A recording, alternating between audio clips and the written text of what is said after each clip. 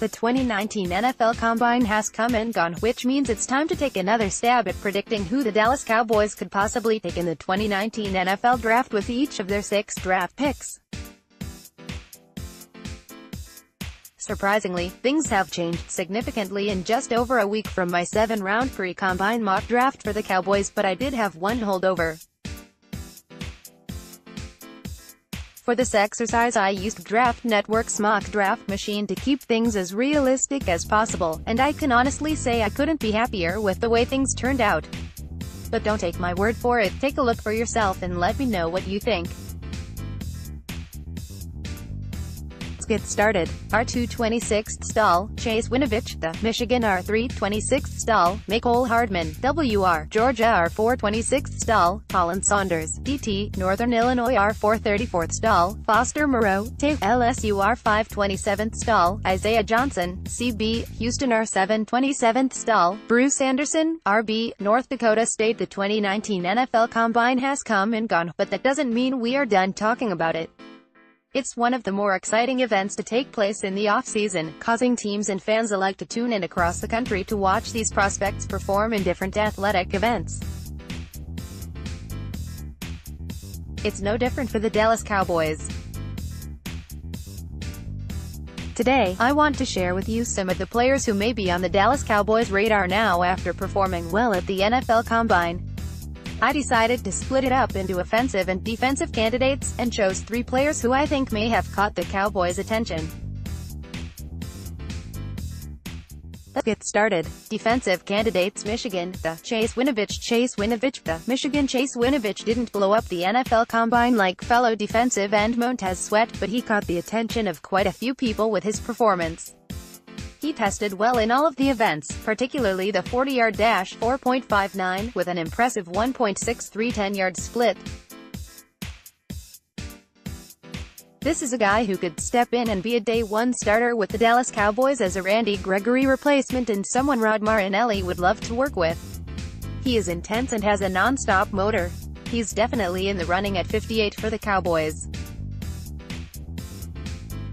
Juan Thornhill, Virginia. Juan Thornhill's performance at the NFL Combine may have put himself out of contention for the Dallas Cowboys when they are finally on the clock at 58, but if available he'd definitely be hard to pass up.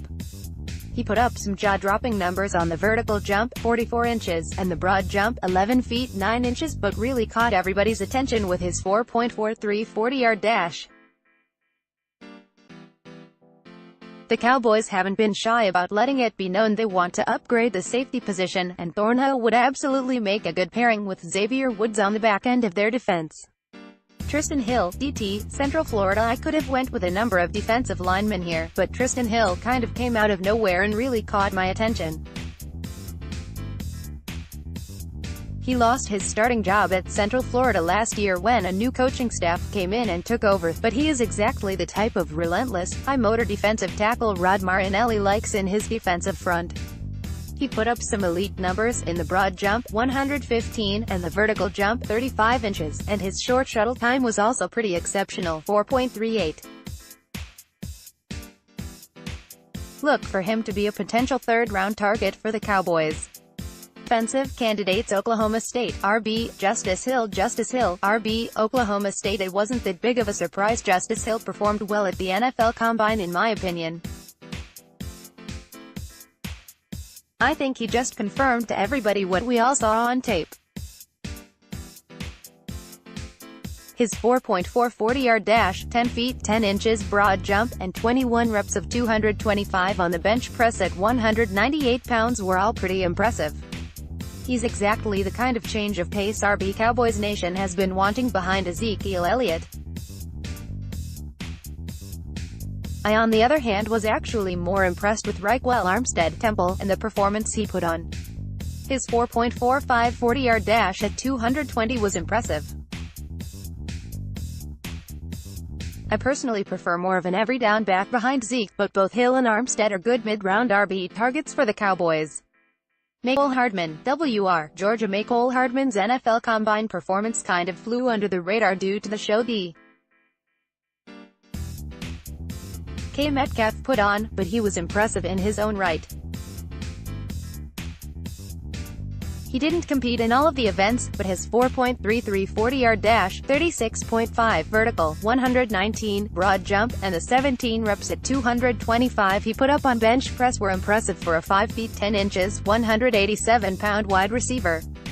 He is personally one of my favorite WR targets for the Dallas Cowboys because of the variety of roles he can fill.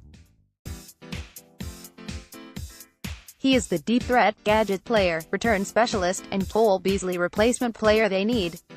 Foster Moreau, to LSU. I was actually on the Foster Moreau hype train before he put on a pretty impressive performance at the NFL Combine, so I was pretty happy to see him perform as well as he did. He was viewed as mostly a blocking tight end due to the way he was utilized during his time at LSU, but he opened a lot of eyes with his surprising athletic ability. His blend of size, speed, and explosiveness at 253 pounds is exciting. In fact, he is as close to a carbon copy of Jason Witten on paper as you can get and would be an intriguing mid to late tight end target for the Dallas Cowboys. Foster Moreau isn't a name many of you are very familiar with and definitely isn't one of the high-profile prospects in the 2019 draft class, but he might be someone Cowboys Nation should get to know. He's still a little underrated amongst the tight ends this year, although that may not be for much longer. I'm personally a fan of Foster Moreau and was really hoping he'd remain under the radar so that the Dallas Cowboys could snatch him up later in the draft. Unfortunately, his performance at the NFL Combine improved his draft stock and he is a hidden gem no longer. It may come to a surprise to you, but I believe the former LSU Tiger has very similar intangibles to someone we Cowboys fans are pretty familiar with. No doubt you've already guessed who I'm talking about, but Foster Moreau compares favorably to future Hall of Famer Jason Witten. I know it's a little unfair to compare anybody to Witten, but it's a little eerie how similar Moreau is to the all-time great Tay in more ways than one. Let's take a look. Jason Witten HTWT arm length hand size 40-yard dash 10 yards split 20 yards split 20 SS3 cone vert jump broad jump bench 6, 5 3/4 264 pounds 32.5 9 7/8 4.65 s 31 inches 9 feet 2 and 25 reps. Foster Moreau HTWT arm length hand size 40-yard dash 10 yards split 20 yards split 20 SS3 cone vert jump broad jump bench 6 feet 4 inches 253 pounds 33.5 9 5/8 4.66 s 4.11 s 7.16 s 36.5 121.22 reps. As you can see, Foster Moreau could be a carbon copy of Jason Witten when he was coming out of Tennessee back in 2002. They are nearly identical in size and weight, and also performed eerily similar to one another in their pre-draft workouts. Surprisingly though, Moreau actually looks like he might be a little bit better of an athlete than Witten based on his vertical and broad jump. Both of those tests are designed to help measure explosiveness, and shockingly Moreau bested Witten pretty easily. Of course, we all know that measuring up and testing similar doesn't count for much. It takes a lot more to be successful in the NFL than what shows on paper. It's those kind of unmeasurable intangibles that has really made Jason Witten so great for so long. But I actually think Foster Moreau stacks up similar to Witten in those areas as well. Witten has been described as a blue-collar player throughout his career. He goes about his work without much fanfare and doesn't mind doing the dirty work either. That description fits Moreau to a T as well. During his time at LSU he was mostly used as a blocking Tay. In his 2 years as a full-time starter he never had more than 30 catches for more than 300 yards receiving. He just went about his job without complaining or being involved much, which is one of the reasons why he's still a little underrated in this year's draft class. Like Witten was described when he was coming out of Tennessee, Moreau doesn't show a lot of separation ability in the passing game on film. This is an area No. 82 had to work on, and it paid off. He turned into one of the more prolific pass-catching TEs to ever play the game, and there's no reason to believe Moreau couldn't find similar success. I know it's a stretch to think Foster Moreau is anything like Jason Witten, but based on their measurements and intangibles it's not completely impossible. As a mid to late round draft pick, I'd be willing to take a chance on someone who looks like a carbon copy to Witten if I were the Dallas Cowboys. Who knows, it might just pay off. The 2019 NFL Combine was just another reminder that defensive linemen are some of the greatest athletes on the planet. People this big are not supposed to move this fluid or fast, but every year at the Combine they do just that. Below are my notes on this year's defensive tackle class and the standouts from the 2019 NFL Combine. Notes: having questions about Rashawn Gary's Michigan film is understandable when determining whether he is a first or second round player, but there's no question he has first round type athletic attributes after his performance at the Combine. A 4.58 40-yard dash at 277 pounds is impressive enough, but Gary's vertical jump was also elite at his size. Montez Sweat, Florida State, ran a 4.42 40-yard dash at 260 pounds. What else needs to be said? Quinnen Williams, Alabama, might just be the best player in this entire draft class.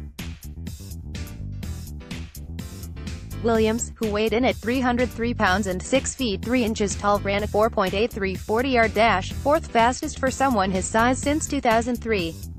Williams is clearly the top defensive tackle in this draft class, and put himself in the conversation with elite tackles in previous draft classes as well.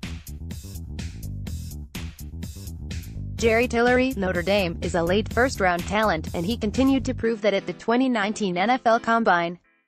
Tillery was top 5 among defensive tackles in 40-yard dash, vertical jump, and broad jump, proving he is more than athletic enough to play in this league.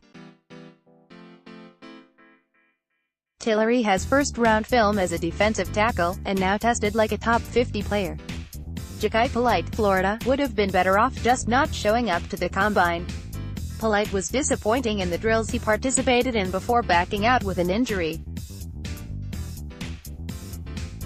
According to Bleacher Report's Matt Miller, scouts are questioning the validity of Polite's injury, though. Polite also claimed the interviews with teams went poorly because the teams were just bashing him and his play.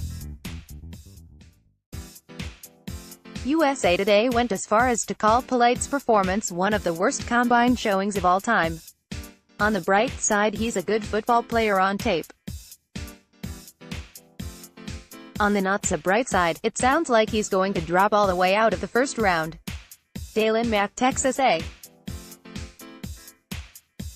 Mack's weight and bench press were both impressive, but the rest of his testing left much to be desired. Mack is a run-stuffing defensive tackle, but with his height and athleticism constraints there are certainly reasons to believe he will never grow into anything more as a player. Still, Mack's tape is good enough to warrant an early day 3 pick as a 1 technique, which is exactly where he should fall.